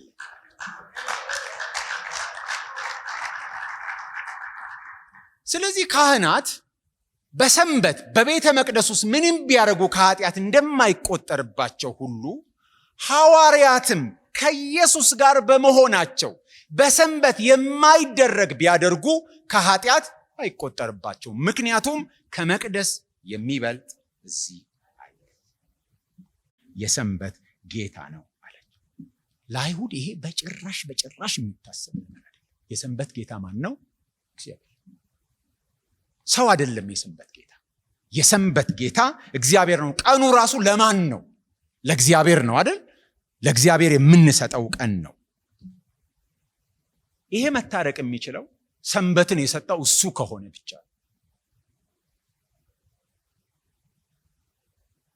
ሰንበት የእረፍት ቀን ነው። እረፍት ግን በማን ነው? በኢየሱስ ነው። ደግሞ ሌላ ጊዜ መጣና ምን አላቸው? ሰውን የሚያረክሰው ወደ ሆዱ የሚገባው አይደለም። ወደ ሆዱ የሚገባው ወደ ዳሪ ነው የሚጣለው። ሰውን የሚያረክሰው ከዚህ የሚወጣው ነው አላቸው። ከዛ ማርቆስ ምን ይላል? ምግብን ሁሉ እያነጻ ተናገረ ይላል። እነሱ የማይበሉ ርኩሳን ምግቦች አሉ፣ ቅዱስ ንጹሃን ምግቦች አሉ። እሱ መጣና ይሄ አይደለም የሚያረክ ሰው አላቸው።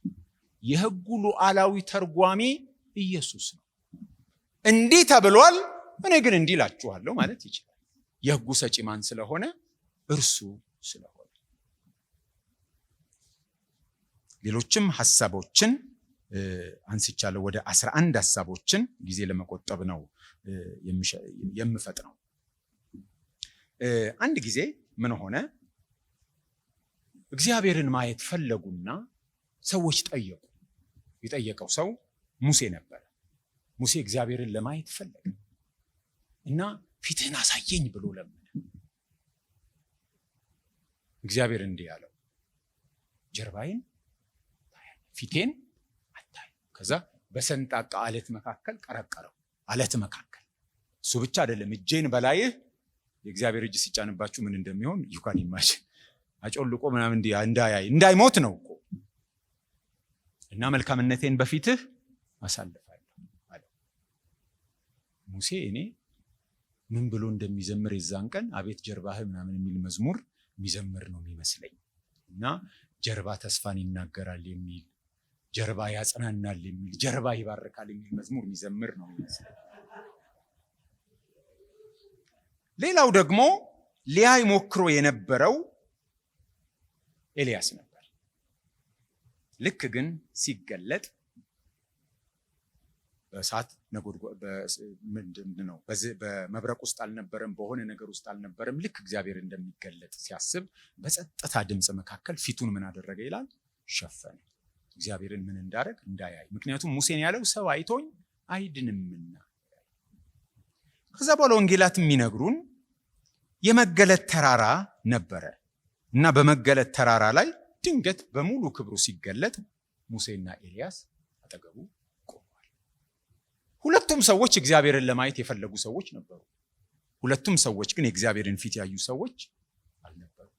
ግን ያንን ጥያቄያቸውን ካሉበት ስፍራ እንዴት እንደነበሩ አላውቅም፣ ካሉበት ስፍራ መጣቸውና ምን አላቸው? አሁን ያው እዩ ሙሴ ማየት ፈልገ የለ እይ ያለ ነው የሚመስለኝ። ሉቃስ ምዕራፍ 5 እነ ጴጥሮስ የተጠሩበት ስፍራ አለ ለአገልግሎት። አሳ እያጠመዱ ነው። ጌታችን መጣ። ከዛ በኋላ ስምዖን ጴጥሮስን ታንኳ ለመነ። በዛ ላይ ሆኖ አገለገለ። ከዛ በኋላ መረቡን በዚህ በኩል ጣል አለው። ሌሊቱን በሙሉ ስንደክም አድረናል፣ ምንም አላገኘንም አለ። ከዛ በኋላ ግን በቃል እጥላለሁ አለ። ጣለ፣ አገኘ አሳ። ከዛ በኋላ የሆነው ነገር አስገራሚ ነው። ቅድም ኮንቴክስት ብያለሁ። እንደዚህ ይላል። ጴጥሮስ ባየ ጊዜ በኢየሱስ ጉልበት ላይ ወድቆ ቁጥር 8 እኔ ኃጢአተኛ ነኝና ከእኔ ተለይ አለው። ማን ነው ኃጢአተኛ ነህ ብሎ የሰበከው? ማን ነው የሰበከው? ማንም። ጴጥሮስ የገባው ነገር አለ። አጠገቦ የቆመው ማን ነው? ቅዱስ ነው። እሱ ምንድን ነው? ኃጢአተኛ ነው። ስለዚህ ከኔ ተለይ አለው። ከዛ ምን አለው? አትፍራ አለውና ከእንግዲህ ወዲህ ሰውን የምታጠምድ ትሆናለህ። አሁን ይሄንን ኮንቴክስት ከየት ነው የምናገኘው? ከኢሳይያስ ምዕራፍ 6 ላይ። ኢሳይያስ ምዕራፍ 6 ላይ እግዚአብሔርን ከፍ ባለ ዙፋኑ ላይ ኢሳይያስ አየው። ወዲያው ሳየው ምን ገባው? ኃጢአተኛነቱ ገባው። ስለዚህ ወዮልኝ ጠፍቻለሁ አለ። ምንድነው የመጣለት? ማጽናኛ መጣለት። አይዞ ተባለ፣ አነጻው። ከዛ ምን ተሰጠው? ተልኮ ተሰጠው። ማንን እልካለሁ? ማንስ ይሄድልናል ተባለ። እኔ ያለ እንግዲያውስ ተብሎ ለተልኮ ተሰማራ። የሉቃስ ምዕራፍ 5 እና ኢሳይያስ ምዕራፍ 6 አንድ አይነት ሲኮንስ ነው ያለው። ቅዱሱን ሲያዩ ሁለቱም ምን ገባቸው? ኃጢአተኝነታቸው ገባቸውና ከሱ እንዲሄድላቸው ወይም ወዮልኝ ጠፍቻለሁ ብለው ሪአክት አደረጉ። ስለዚህ የሚቀጥለው ምን ሆነ? ማጽናኛና መንጫ ተሰጣቸውና ሁለቱም ለምን ተሰጣቸው? ተልኮ ተሰጣቸው። ስለዚህ ጴጥሮስ ኃጢአተኛ ነህ ተብሎ ሳይነገረው ቅዱስ የእግዚአብሔር ልጅ መሆኑ ስለገባው ሪአክሽኑ ምንድን ነው? ከኔ ተለይ። እቺም እኛ በዛ ቦታ ብንሆን ማለት ጴጥሮስ የገባው ባይገባን አሳ የማጥመድ የማኔጅመንትና የማከፋፈል ፒኤልሲ አቋቁመን በቃ አሳስንቸበችብ ለመኖር ነው መነስ። ጴጥሮስ ግን ምንድነው ያለው? ከእኔ ተለይ። ሰው እንዲህ አይነት ተአምር አግኝቶ እንዴት ከኔ ተለይ ይላል? ስቲክ ማድረግ ነው ያለበት አይደል? አስተማማኝ የአሳ ቢዝነስ ለመክፈት ግን ምንድነው እያለ ያለው? ከእኔ ተለይ። ለምን? እኔ ምንድነኝ? የተገለጠው ማን ነው? ቅዱሱ የእግዚአብሔር ልጅ ነው የተገለጠው። ጴጥሮስ ይሄ ስለገባው እንደዚህ ያለ ሌሎችም ክፍሎች አሉ ከዚህ ጋር ተያያዥነት ያላቸው። ምክንያቱም ኢሳይያስ ያየው ማንን ነው ብለን ብንጠይቅ ኢሳይያስ የሚነግረን ያህዌን አየው ብሎ ነው የሚነግረን። ዮሐንስን ሄደን ኢሳይያስ ያየው ማንን ነው ብለን ብንጠይቅ ማንን ብሎ ነው የሚነግረን? ኢየሱስን ብሎ ነው የሚነግረን። የኢየሱስን ክብር ስላየ ብሎ ምዕራፍ 12 ነው 13 ላይ እሱን ያነሳልናል ዮሐንስ ወንጌል። ስለዚህ ኢሳይያስ ያየው ያህዌን ነው ብንጠይቀውም እሱን ይነግረናል። ሐዋርያው ዮሐንስን መተን ያየው ማንን ነው ብለን ብንጠይቅ የሚነግረን ኢሳይያስ ያየው ኢየሱስን ነው ብሎ ዮሐንስ ይነግረናል። ስለዚህ እነዚህን ሁሉ ነገር ስንደመድም ኢየሱስ ክርስቶስ አምላክም ነው ሰውም ነው።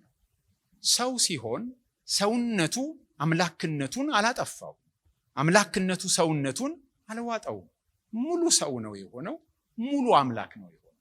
ከመለኮትነቱ ምንም አልጎደለው። ፊልጵስዩስ ምዕራፍ 2 ራሱን ባዶ አደረገ ይላል።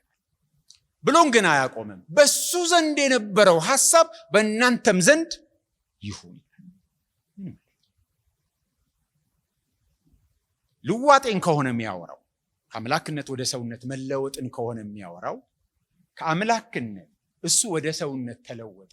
ስለዚህ ይህ በሱ ዘንድ የነበረው ሐሳብ በእናንተም ዘንድ ይሁን ሲባል እኛ ደግሞ ከሰውነት ወደ ምንነት መለወጥ አለብን ማለት ነው ወይ ወደ ዛፍነት መለወጥ አለብን? ምክንያቱም እሱ ተለውጦ እንደሱ ሁኑ ከተባለ እኛም ከሰውነት ወደ ሆነ ነገር መለወጥ አለብን። እሱ ካልተለወጠ እኛም ከሰውነት ወደ ምንም ተለወጡ አይደለም የተባለው። እሱ ግን ምኑን ተወ? ክብሩን፣ መብቱን ማለት ነው። መብት በተለያየ ምክንያት ይገደባል። አንዳንዴ በሕግ ይገደባል። የመምረጥ መብት የሆነ ነገር እስከ ተወሰነ ዓመት ይገደባል። አንዳንዴ ደግሞ ሰው በፈቃድ መብቱን ሊተው ይችላል። መብቱን ተወ ማለት ሰው መሆኑ ቆመ ማለት ነው አይደለም። የባሪያን መልክ ያዘ። በባሪያና ባሪያ ባልሆነ ሰው መካከል የኔቸር ልዩነት አለ? የለም። የምን ልዩነት ነው ያለው? የመብት ልዩነት። ስለዚህ እግዚአብሔር ሰው ሲሆን እግዚአብሔርነቱን አልተወም። ቃል ሥጋ ሲሆን ቃልነቱን አልተወም። ቃል እንደነበረ ሰው ሆነ። ግን ምኑን ተወ? መብቱን ተወ። ራሱን ባዶ አደረገ እንጂ በሌላ አካል ባዶ አልተደረገም። ራሱን ባዶ ያደረገው ሌላ ነገር በመጨመር። ለምሳሌ አዲስ መኪና ልትገዙ አስባችኋል። ቶሎ ቶሎ ትገዛላችሁ ይባላል እና ልትገዙ ሄዳችሁ እኛ ሀገር ስለመለመዱ እርግጠኛ አይደለም። ቴስት ድራይቭ ማድረግ ብትፈልጉና ቴስት ድራይቭ ልታደርጉ ወጣችሁ። በጣም ሻይን የምታደርጉ ከዛ ስትነዱ ቢቻ አካባቢ ሄዳችሁ ዝናብ ዘንቧል፣ ጭቃ ተረጭቶበት መኪናው በጭቃ ተለውሶ መጣ ማለት ነው። መኪናው ተሴም መኪና፣ ብራንዱ አልተለወጠም፣ ጉልበቱ አልተለወጠም። ግን በምን ሸፍናችሁታል? በጭቃ። ስለዚህ መኪናውን ባዶ አረጋችሁት ብሎ ነጋዴው ቢናገር ልክ ራሱን ባዶ አደረገ ስንል እንዲህ ነው ሊገባ የሚያስፈልገው። ያ ግርማው በሰው በተራ ሰው የባሪያን መልክ በያዘ በረት ውስጥ በተወለደ ሰው ምን ሆነ? ተከለለ፣ ተሸፈነ አይደል? ንጉሱ የኔ ቢጤ ልብስ ለብሶ በመካከል መጣ። ግን ደሴም ፐርሰን ነው። ልብሱን ስታዩት የውርደት ልብስ ነው። የሚበላውን ስታዩት ማዘር ቤት ነው የሚበላው። ጥቃቅንና አነስተኛ ገብቶ ነው የሚበላው። የሆነ ነገሩን ስታዩት እንደዛ ነው። ግን ደሴም ፐርሰን ነው። ምኑን ነው የተወው? ምቾቱን፣ ክብሩን፣ መብቱን ነው የተወው። ግን ደሴም ፐርሰን ነው፣ አልተለወጠም። ስለዚህ ኢየሱስ እግዚአብሔር ሰው ሲሆን በዚህ መልኩ ነው የሆነው። ከዛ ደግሞ ሌላው ችግራችን፣ ይቅርታ ጊዜ እየወሰድኩ ነው። ሌላው ችግር የመለኮትና የሰውነት ባህሪውን የድርጊት ባለቤት እናደርጋለን። ባህሪያቱ የድርጊት ባለቤት አይደለም። እኔ በመዶሻ ሚስማር ብመታ መዶሻው አይደለም የድርጊቱ ባለቤት እኔ ነኝ የማደርገው። ግን በምንድን ነው የማደርገው? በመዶሻ በመጋዝ ወዘተ። ስለዚህ የሆነ ነገር ሲያደርግ ያደረገው ሰው የሆነው ኢየሱስ ነው ወይስ አምላክ የሆነው ኢየሱስ ብለን ልንጠይቅ አንችልም። አንድ ኢየሱስ ነው ያለው። ስንሰግድ ሰው ለሆነው ኢየሱስ ነው ወይስ አምላክ ለሆነው ብለን ልንነጥል አንችልም። አንድ ኢየሱስ ነው ያለው።